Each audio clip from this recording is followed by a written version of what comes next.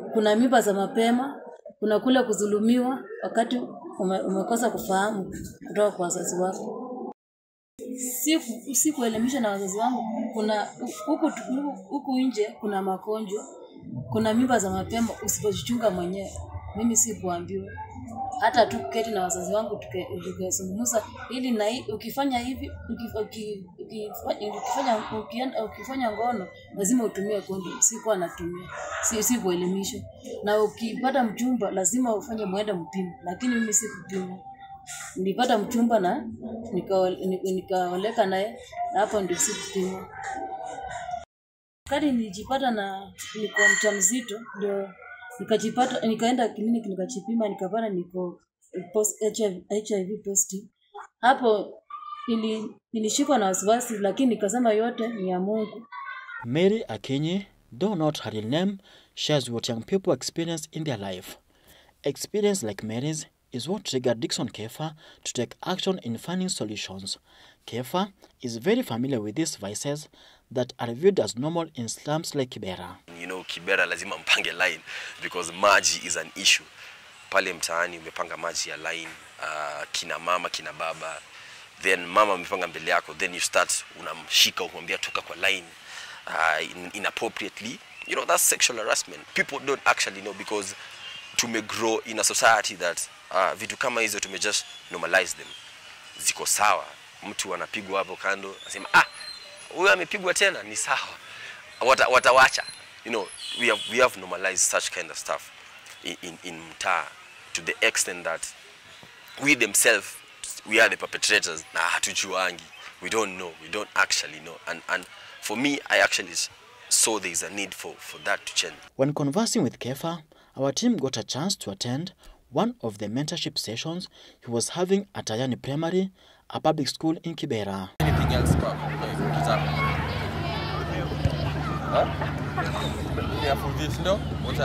The 26-year-old Kefa prides himself in having reached over 600 boys through mentoring them in life matters. What was the trigger? I asked. I told you I grew up with sisters. I have 3 sisters. 2 are older than me, the other one is young. Growing up in a single room in the slum in Kibra really makes you like observe a lot, like what they go through and all that, like the dangers they are imposed out there, like it's just a jungle for them, for the ladies, for the girls out there. It's like a jungle for them to survive. You know, in a jungle you need to survive. Yeah, and for me, in most case scenarios, I felt like I protected them to some extent regarding, you know, maybe boys want to come, you know, in your area, you want to kuwakatia and all that, you know, kuwasumbua, you know, the harassment and all that. Actually feel I was very instrumental in ensuring that they are safe. And if I had the power at that particular moment to actually protect them, what about what about other men out there? What about other boys out there? The Ministry of Health in Kenya recently revealed that more than 45,000 teen pregnancies were reported January and February 2022. The budget within the Ministry of Health, Kitty, stood at over 25 billion shillings annually in the fight against HIV/AIDS. As it has been in the past, young girls and young women are reported as the most affected population. Statistics also reveal that girls aged between 10 and 19 years old contract HIV virus on a weekly basis. The National AIDS Control Council, an institution mandated to develop policies and guidelines to address all aspects of HIV responses, has partnered with the Ministry of Interior and coordination of national government to come up with workable strategies that can address the triple threats that surround young girls. Dr. Ruth Leibon, CEO of National AIDS Control Council, explains. The Triple Threat campaign is a campaign that is designed to bring together people, communities, and government and partners to address 3 issues of new HIV infections, teenage pregnancy, and sexual and gender-based violence. And when we speak about triple threat, we don't just talk about the girl alone. We're also talking about the boy.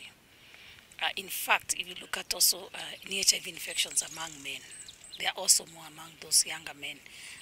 And therefore also the boy child becomes really an important person in this discussion. And one of the areas that you're doing currently is that we are actually developing what we are calling male-friendly tools and curriculums that bring in men on board as agents of change. So we want to talk about men themselves taking leadership and realizing that these issues affect their mothers, their sisters, their daughters, but also affect them also, not just as boys, but also as men when they come into the family setup. Securing the health of young people in Kenya is key and given a preventive lens as envisioned in Vision 2030. Kefa strongly believes that boys should be part of the process if we are to get solutions.